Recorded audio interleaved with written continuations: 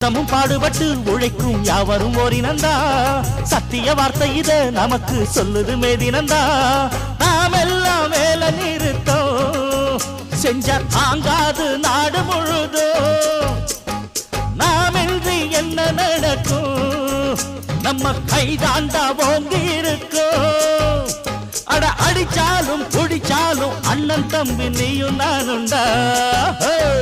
உழைப்பாளி இல்லாத நாடுதா எங்கும் இல்லேயா